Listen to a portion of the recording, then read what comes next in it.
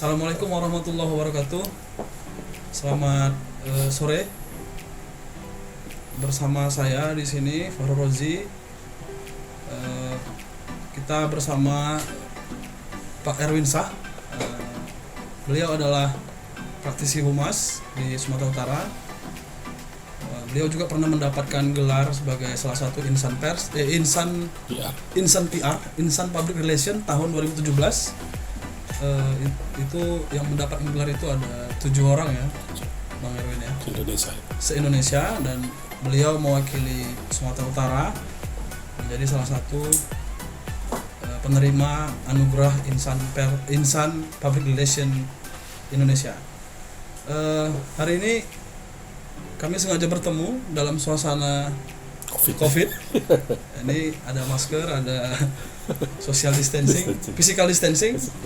Kami akan membahas tentang humas, tapi tentu saja humas dalam kajian yang sangat sederhana mungkin gitu.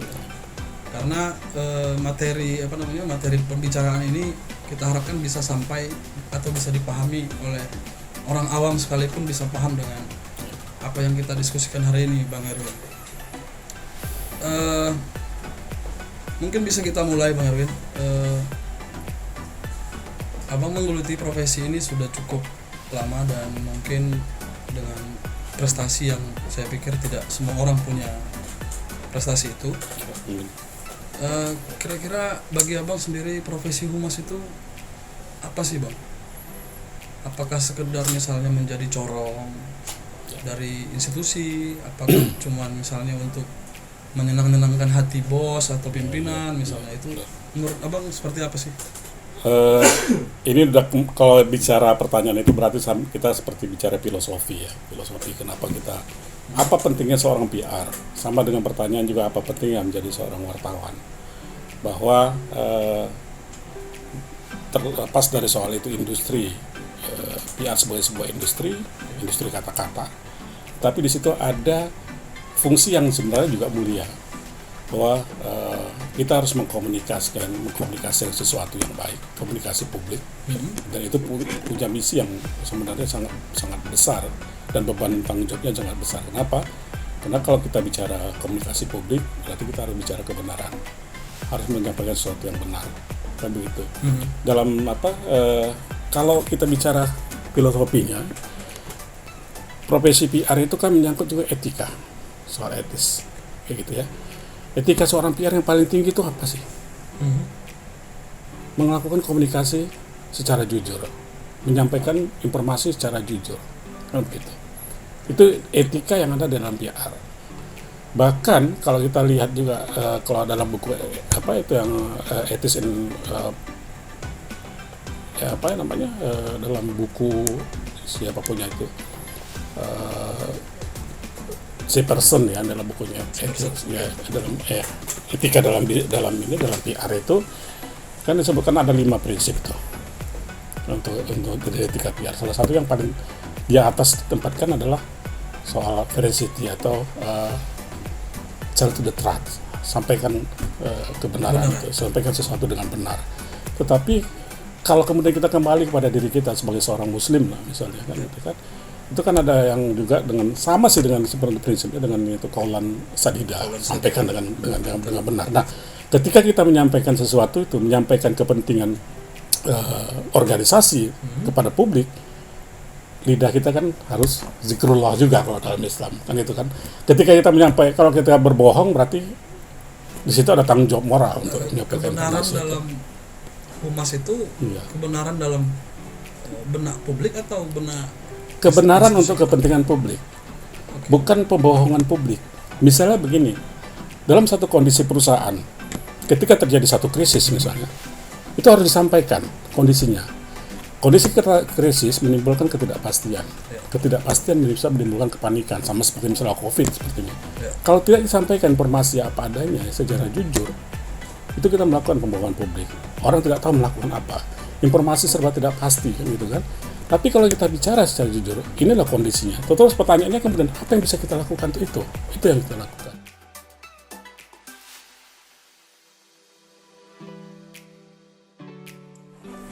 seringnya menjadi stigma bahwa PR atau humas itu juru bohong karena dia menyampaikan informasi yang menyesatkan, tidak menyampaikan fakta yang sebenarnya.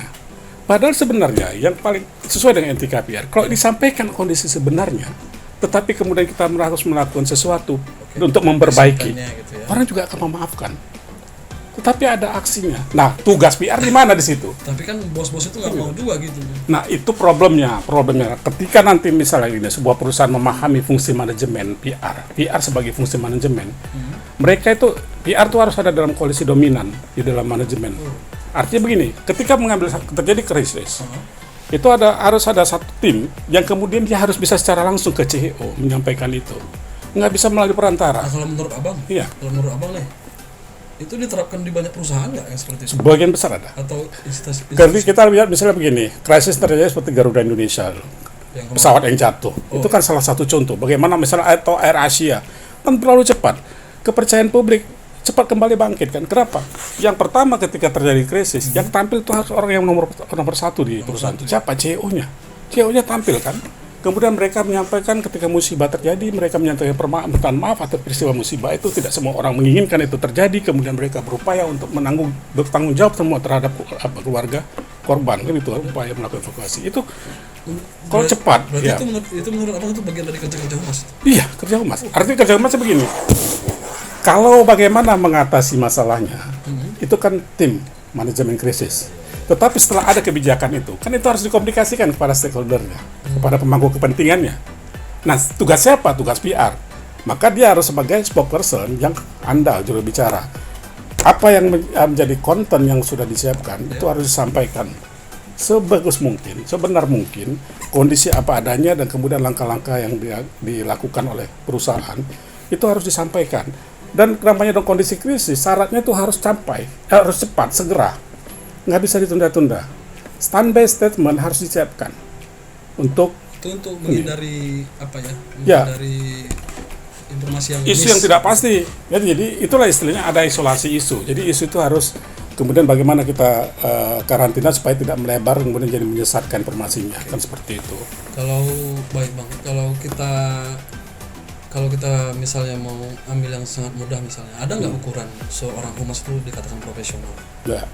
Ukuran profesional kan begini. Pengertian profesional itu kan berarti satu, punya skill. Kedua, etika. Oh, etika ini kayak iya.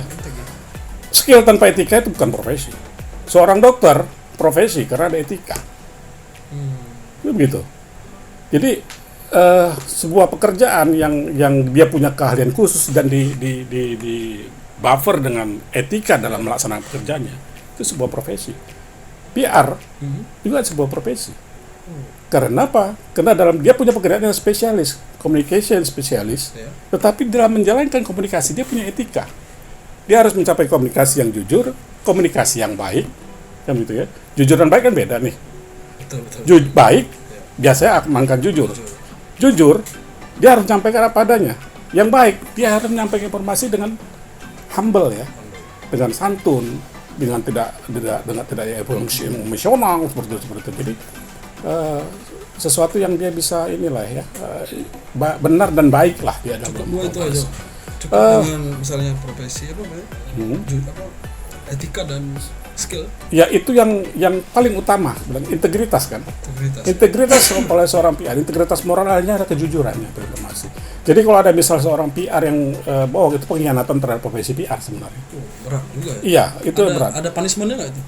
Punishment tidak ada, itu punishment moral sebenarnya. Artinya begini, kalau orang tahu dia sebagai PR sebagai komunikator bicara bohong, orang nggak percaya. Itu kan hukuman sosial buat dia sendiri. Artinya apa? Anda tidak akan mau menjumpai saya untuk wawancara kalau Anda tidak percaya dengan saya kan gitu. Persis. Kan, gitu. Artinya mungkin kalau misalnya wartawan malas wawancara dia. Iya, wawancara dia karena ini orangnya nggak integritas, diragukan ini seperti itu. Ngomongnya pernah dulu aja waktu nyampe informasi ternyata nggak sesuai sama fakta, bohong kan gitu kan. Pembohongan publik itu harga yang paling mahal dibayar oleh seorang PR. Berarti kalau misalnya situasi seperti itu, menurut abang, apakah anak jurusan ilmu komunikasi di banyak kampus terutama di Sumatera Utara atau humas ini bisa dikerjakan oleh orang di luar jurusan ilmu komunikasi? Nah, atau ini begini. anak ilmu komunikasi itu lebih unggul atau gimana sih? Sebenarnya begini, PR, orang yang menjadi PR tuh dari disiplin ilmu apapun bisa, Oke. kan begitu ya. Ada yang dia bisa dari pertanian bisa jadi humas, Bisa ya. tapi dia menguasai pertanian, kayak gitu ya. Ada orang yang dari keuangan tapi dia bisa menjadi humas, kan gitu kan. Tetapi orang humas dia lebih pada ke strateginya. Kalau dia menjadi seorang PR, dia lebih memahami bagaimana strategi humas, dan dia harus juga menguasai bidang di mana dia bekerja. Gitu. Jadi bisa saling melengkapi sih. Humas bisa datang dari mana saja, menjadi profesi humas bisa datang dari mana saja, bisa dari berbagai disiplin ilmu. Tetapi kan kalau kita lihat misalnya ilmu komunikasi itu kan banyak yang terapan, banyak yang lebih kepada teori ya untuk menuju menjadi lulusan yang kemudian menjadi seorang riset kan gitu ya. Tetapi juga dia sebagian ada ilmu terapannya juga kan keahliannya. Komunikasi, betul. Nah, yang tidak dimiliki ketika misalnya seorang karyawan yang dari latar belakang disiplin ilmu berbeda tiba-tiba dijadikan PR, dia kan harus belajar lagi tentang strategi komunikasi, kan begitu. Tapi kalau orang yang pernah belajar strategi komunikasi, dia sudah cukup paham. Tinggal dia juga belajar tentang bidang bidang pekerjaannya gitu. Jadi dua-dua bisa sih saling melengkapi. Dunia PR tuh content is the king. Content, isi, pesan itu adalah rajanya. Tanpa isi, PR tuh nggak ada. Artinya begini, ketika kita menyampaikan satu komunikasi yang efektif, kan dari mulai yang bersiapkan kan elemen-elemen komunikasi itu kan dari mulai komunikatornya sudah harus disiapkan. Siapa harus amanah. Terus untuk kontennya ini kan harus kreatif. Misalnya dia kalau menyampaikan sesuatu dia harus pakai konten yang seperti apa, target yang mau dituju siapa misalnya. Kalau dia anak muda kan dia pakai bahasa konten yang seperti berbeda dengan untuk konten yang orang dewasa atau orang tua kan seperti itu kan. Itu akan mempengaruhi format tulisan seperti apa kan gitu. Walaupun di zaman sekarang ini zaman di digital itu tetap aja skill menulis itu paling utama. Berbedanya kan formatnya, kalau dulu ketika di era konvensional orang nulis press release ya soal PR, tapi sekarang kan bagaimana dia bisa mampu beradaptasi dengan platform digital yang sekarang, menulis untuk di IG, menulis untuk di Facebook, ya kan itu kan akan berbeda kan gitu kan, ya dia menulis kreatif. Nah ini hal-hal yang yang konten kreatif itu yang perlu dimiliki oleh seorang PR. Dalam kondisi sekarang, Bang, apakah pesan yang sifatnya tulisan, suara, visual, video segala macam itu sudah mix atau masih kita? Begini, namanya kalau ada marketing mix ini PR mix. PR mix ini harus memadukan semua platform media. Jadi kalau sekarang ini dengan era digital, era industri 4.0 kata orang ya. Jadi kita perlu memiliki skill yang hard skill maupun yang soft skill. Hard skillnya seperti apa? Hard skillnya pasti kan kalau anak-anak baru ini kan di era digital ini dia multimedia harus dia kuasai. Multimedia. Iya, multimedia, karena untuk menjadi misalnya gini, ketika kita memproduksi konten untuk YouTube itu kan bisa dalam bentuk video story, bisa juga dengan animasi kan seperti itu. Nah, skill-skill ini kan yang hard skill yang perlu dimiliki oleh mereka. Mereka bisa menjadi video maker untuk itu. Tetapi itu saja tidak cukup. Yang paling dasar itu sebenarnya adalah bukan soft kompetensinya, kompetensi keahlian dia yang soft skillnya. Soft skillnya ini disitulah dia keilmuan dia seperti apa untuk itu. Juga kemudian etika dia nanti sebagai PR. Kalaupun dia menguasai hard skillnya, tapi soft skillnya lemah, artinya misalnya dari sisi aspek kejujuran saja yang dibutuhkan oleh PR dia tidak miliki, dia akan gagal menjadi seorang PR dan akan malah di sebuah perusahaan dia tidak menempatkan posisi dia sebagai PR yang punya integritas, kecuali mengikuti perintah yang salah sekali itu diikuti, kan begitu. Untuk menyenangkan atasan misalnya seperti itu, kan gitu. Itu yang itu bukan sesuatu yang bukan sesuatu yang salah. bukan sesuatu yang jarang terjadi, sering terjadi di banyak perusahaan seperti itu. Persoalannya tinggal di individu masing-masing. Kalau saya misalnya, kalau saya diminta berbohong lebih bagus saya nggak usah jabat itu. Tetapi yang penting misalnya saya begini kalau saya mengatakan ini sebuah fakta yang tidak bisa ditutup-tutupi. Kalau ditutupi pun orang lain tahu, ini justru lebih berbahaya. Sampaikan apanya. Tapi persoalan yang penting adalah terhadap fakta itu, apa yang harus kita lakukan itu yang harus disampaikan kepada orang lain. Kan gitu. Solusinya gitu. Ya harus ada solusinya gitu. Misalnya ada masalah, terus solusinya apa? Solusinya publik apa? butuh itu ya. Iya. Dan sampaikan pernyataan maaf dan tidak mengulangi lagi. Itu komitmennya kan gitu. Itulah fungsi PR bermain di sana, menyadarkan manajemen bahwa hal itu yang harus dilakukan. Maka dalam setiap kebijakan perusahaan ataupun misalnya dalam dunia bisnis, sebenarnya orang PR itu harus dilibatkan. Itulah fungsi manajemen tadi. Iya, dia sebagai koalisi dominan. Ini mungkin ada resiko reputasi di sini. Terus orang PR pendapatnya apa?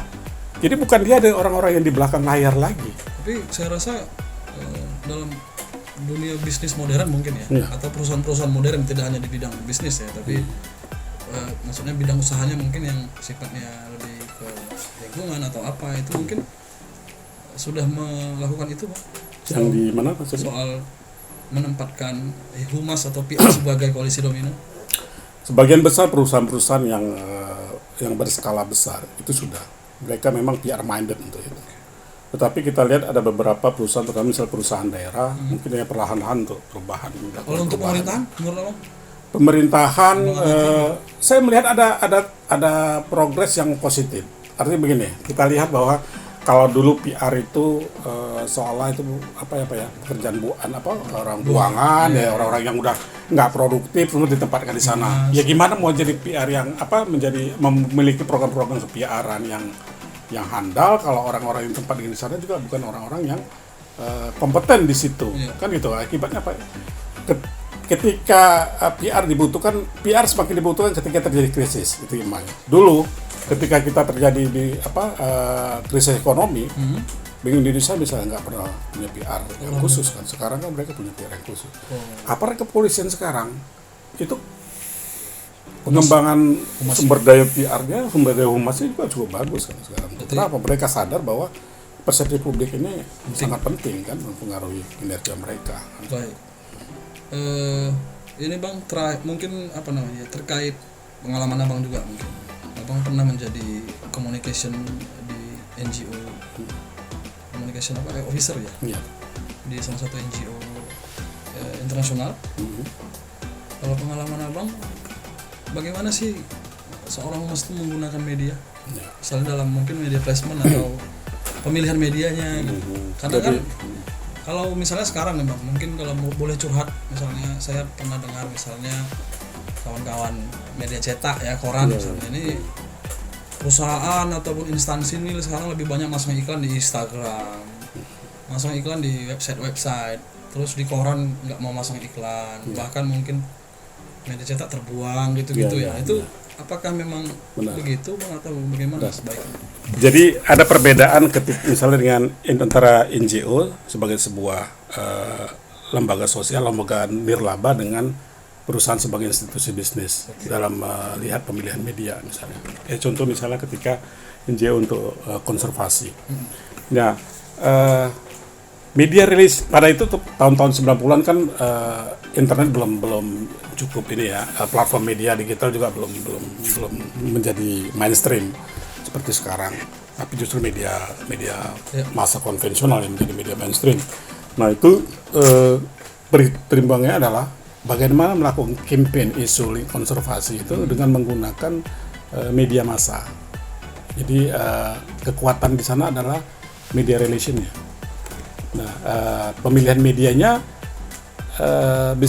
umumnya bersifat lokalistik. Artinya kalau dia misalnya di Sumatera Utara, terus yang outreach-nya untuk informasi itu, jangkauan informasinya itu sesuai dengan target dia untuk campaign, maka media-media itu yang akan dia pilih. Dia edukasi dulu, dia wartawannya karena menyangkut konservasi. Jadi dibentuk misalnya satu tim jurnalis yang paham soal konservasi. Ini dibangun terus hubungan, jadi nanti mereka Media diberikan relation, workshop, ya bangun di situ media relation itu bangun. Nah itu ada pemilihan medianya, misal mereka bikin ikut field trip ya, kunjungan ke lapangan untuk melihat langsung. Nah hal-hal yang seperti itu digunakan di dalam campaign yang konservasi. Nah kalau yang kondisi seperti sekarang kan seperti di dunia bisnis, ada sebuah fakta yang tidak bisa kita nafikan. Ini bukan soal bisnis itu soal profit. Oke. Jadi mereka kemudian mempertimbangkan cost and benefitnya seperti apa dalam pemilihan media. Nah sekarang ini kan masih eranya konvergensi bahwa media cetak, portal berita dan sosial media itu masih ketika digunakan. Tetapi mungkin frekuensinya yang sudah berbeda. Kalau media cetak sekarang kita bisa lihat ada tren terjadi penurunan yang sangat signifikan ya dalam membaca. Bahkan kita lihat di rumah masing-masing, ada nggak anak-anak sekarang yang baca koran? Kayaknya udah masih nggak ada. Melihat mencari informasi itu pasti dari handphone ya. Dari handphone, dari sosial media kan seperti itu kan, atau dari portal berita. Bahkan portal berita pun itu kalau tidak dia share juga melalui media sosial, banyak orang yang tidak secara khusus misalnya anak muda ini mencari khusus untuk mencari lihat misalnya salah satu portal berita jarang sih, biasa kena dari share ya untuk itu media sosial ya, terus terlalu cepat viral penyebarannya. Nah hal-hal seperti itu yang menjadi pertimbangan oleh perusahaan di dalam pemilihan media. Jadi ya misalnya ketika dia mau mempromosikan satu produk, dia akan melihat begini, kalau dia sebuah perusahaan yang sebagian besar target pasar dia adalah masyarakat yang di pedesaan, dia nggak akan gunakan media sosial untuk itu. Kontak poinnya apa di sana? Karena masa di kampung-kampung kita bisa dia baca koran aja enggak, dia menggunakan media sosial juga enggak. Nah kontak poinnya apa? Mungkin pengajian di sana, mungkin perkumpulan-perkumpulan guyub di pedesaan itu yang menjadi kontak poin kan gitu. Nah pemasaran melalui interpersonal, pertemuan langsung gitu. Ya pertemuan langsung. Makanya kalau misalnya kayak dulu di salah satu bank lah ya, yang kemudian ketika dia melakukan pemasaran kredit mikro, dia kan nggak ini. Kalaupun dia menggunakan media massa, sifatnya tidak terlalu masif, tetapi dia lebih kepada terjun langsung ke kelompok-kelompok masyarakat, melakukan pendekatan kelompok pengajian. Itu satu. Yang berikutnya untuk masyarakat yang kosmopolitan ini, masyarakat modern dari perkotaan, yang sebagian besar user friendly dengan penggunaan media sosial. Nah ini kan target audiens yang potensial. Makanya misalnya mereka menggunakan influencer ya untuk sekarang ini. Ya, misalnya di endorse mereka untuk mempromosikan satu produk. Kayak gitu kan, seperti itu. Kan influencer juga. Ya, influencer juga ya. Mudah-mudahan ditambah viewernya kan ya. Influenza. Nah, jadi di samping sendiri kan sekarang kan trennya kan owned media. Owned media ini kalau dulu kita untuk menyampaikan informasi kita harus menggunakan media massa. Tapi kemudian setiap korporasi sekarang kan punya website. Punya media sosial, punya follower yang besar. Bahkan kalau mau jeli itu banyak beberapa perusahaan yang sudah mulai berpikir sebenarnya everyone is PR dalam sebuah perusahaan. Semua karyawan itu adalah PR. Dia punya sosial media. Dia menggunakan Facebook dengan banyak pengikut, menggunakan IG. Dan itu kalau di potensi itu dimanfaatkan, setiap satu orang menyebarkan ke berapa? 2.000 karyawan itu udah menyebarkan ke berapa orang? Saya pernah dengar salah satu BUMN yang punya komunitas itu karyawan everyone is PR. Iya. Dan itu cuma sifatnya kan lebih kepada kesadaran di karyawan itu yang harus ditumbuhkan oleh PR. Sejauh berapa penting sebenarnya Anda makan dari perusahaan ini. Anda bantu untuk berarti memang pemilihan media itu bergantung dari sasaran dan kemudian apa yang mau disampaikan publik begitu ya? Benar, itu yang sebenarnya. Di samping sebenarnya mereka merawat reputasi untuk menggunakan media-media. Karena gini, percakapan publik sekarang beralih, public sphere itu ke media sosial. Jadi kalau melihat kita harus mengevaluasi perilaku publik itu di media sosial. Engagementnya seperti apa? Riset di media sosial itu yang perlu. Kalau dulu kan kita nggak tahu nih, kalau media massa misalnya, koran misalnya, kita berlangganan koran, kita masang iklan di koran, kita nggak tahu siapa pembacanya. Betul. Tetapi kalau kita menggunakan misalnya coba Facebook kalau ada Facebook Ad kita gunakan, kita bisa memilih targetnya siapa, di mana, usia berapa, kan begitu. Jadi sangat jelas di situ. Bahkan kita bisa ini kan engagementnya dengan mereka itu dengan berinteraksi kan gitu kan di media sosial. Itulah yang kemudian potensi terbesar yang dimanfaatkan oleh korporasi untuk untuk memasarkan produk ya. Kalau orang melakukan marketing, kalau orang PR itulah sarana untuk campaign ya.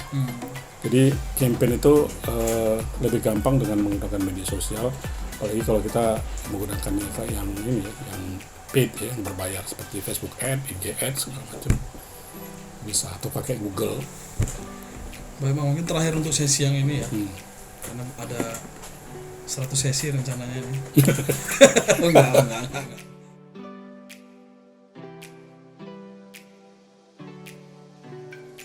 4.0 ini kan industri yang berbasis teknologi internet ya, sebenarnya Internet of Things.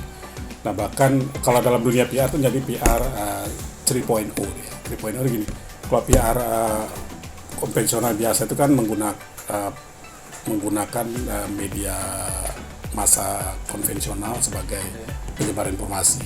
Kemudian kita masuk ke masa internet yang 2.0, PR 2.0 itu sudah menggunakan basis website internet itu di website, kemudian kita menggunakan media sosial juga. Tetapi masuk ke industri 4.0 ini itu kan yang terjadi kemudian apa itu dikenal dengan IoT, Internet of Things. Internet of Things ini begini, semua serba terkoneksi ya benar. Yang penting ada perangkatnya, ada servernya, semua akan terhubung.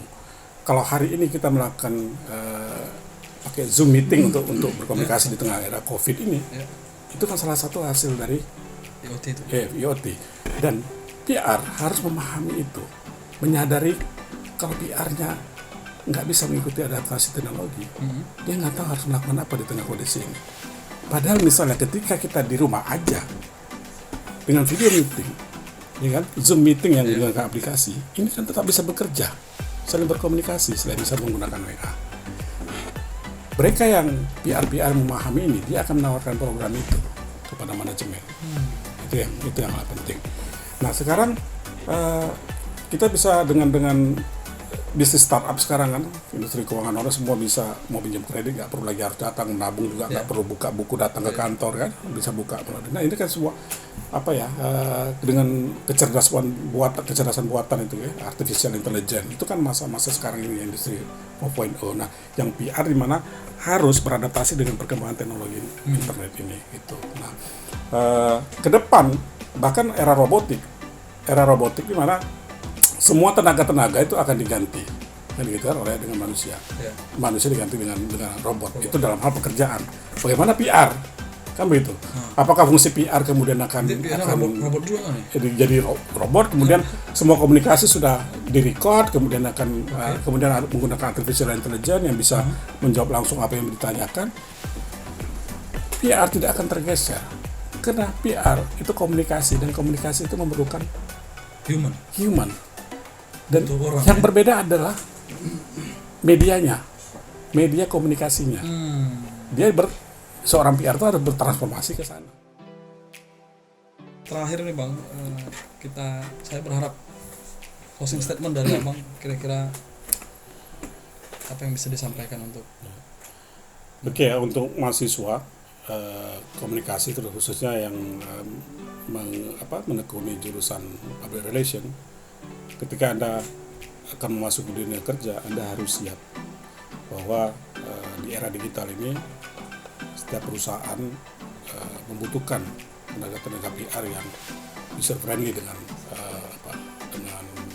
media digital, dengan platform digital, teknologi juga. Ya, Anda selama belajar tingkatkan kompetensi, skill Anda, hard skill perlu, tapi itu saja tidak cukup. Anda juga harus memiliki integritas moral, baru Anda bisa sukses menjadi seorang PR. Terima kasih. Ini sebenarnya habis kita diskusi ini harusnya langsung wisuda nih. Ya. Terima kasih banyak Bang Erwin, sesi bersama Abang dengan saya ini saya pikir cukup bermanfaat. Bahkan bagi saya yang sudah mengenal Abang sejak 2005. Terima kasih banyak Bang. Insyaallah kita dapat bertemu lagi di lain waktu. Sekian dari saya. Dan kalau bagi teman-teman atau siapa aja yang menonton video ini atau mendengar suara ini nanti di podcast, boleh menghubungi Bang Erwin kalau memang mau ada yang mau ditanya, ada yang mau didiskusikan. Nanti alamat medsosnya atau alamat IG-nya nanti kita tayangin di channel kita gitu ya, di channelnya nanti akan ketahuan channel yang mana. Terima kasih banyak. Semoga COVID ini segera berakhir. Dan ini karena kita ngambil gambarnya 2 hari menjelang Ramadan, saya pikir nggak salah kita ucapkan selamat menunaikan ibadah puasa Ramadan 1441 Hijriah. Mohon maaf lahir dan batin. Assalamualaikum warahmatullahi wabarakatuh.